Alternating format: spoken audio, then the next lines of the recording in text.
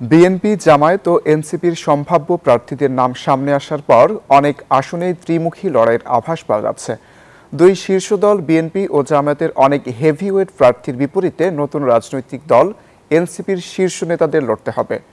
কোনো সমঝোতা না হলে শেষ হাসি কে হাসবেন তা নির্ধারণ করবেন ভোটাররা। বিস্তারিত আব্দুল্লাহ মামুনের রিপোর্ট।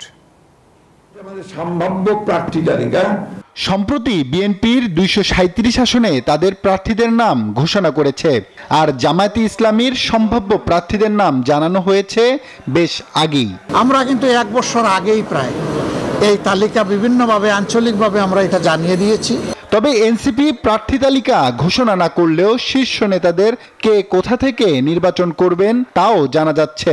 নির্বাচন বানচাল হয়ে পড়ে সেই ধরনের কোনো পদক্ষেপের সঙ্গে বাংলাদেশের মানুষ একাত্ম হবে না। ৫ আগস্ট শেখ হাসিনার পদত্যাগের পর গঠিত অন্তর্বর্তী সরকারের অন্যতম উপদেষ্টা হিসেবে পরিচিতি পান এনসিপির আহ্বায়ক নাহিদ ইসলাম। তিনি ঢাকা ১১ আসন থেকে নির্বাচন করার ঘোষণা দিয়েছেন। এই আসনে তাকে লড়তে হবে বিএনপির প্রভাবশালী নেতা এম এ কাইয়ুমের বিরুদ্ধে। আছেন আরেক প্রতিদ্বন্দ্বী জামায়াতের প্রার্থী অ্যাডভোকেট আতিকুর রহমান।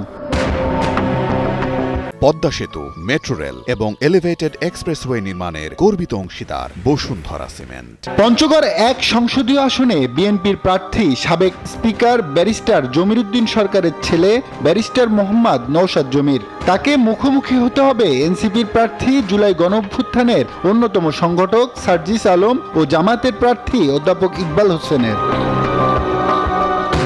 এনসিপির দক্ষিণাঞ্চলের মুখ্য সংগঠক হাসনাত আবদুল্লাহর আসন কুমিল্লা ৪, যেখানে বিএনপি থেকে তার মুখোমুখি হবেন সাবেক ৪ বারের এমপি ইঞ্জিনিয়ার মঞ্জুরুল আহসান মুন্সি ও জামাতের সাইফুল ইসলাম।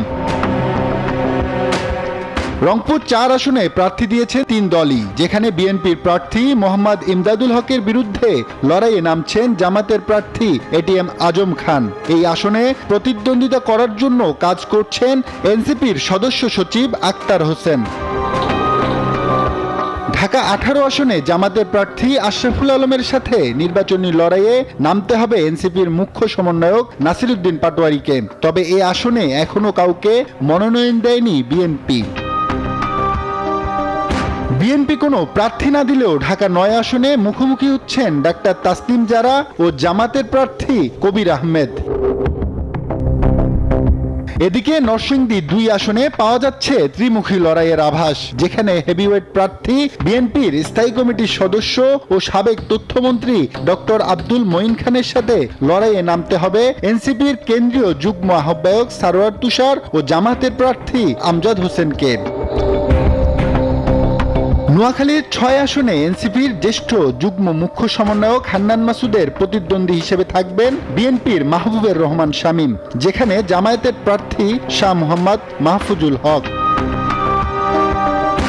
জুলাই আন্দোলনে যেসব দল একে অপরের পাশে ছিল, ভোটের মাঠে তারাই মুখোমুখি। ভোটারদের রায় মেনে সবাই দেশের উন্নয়নে ভূমিকা রাখবেন, এটাই সবার প্রত্যাশা।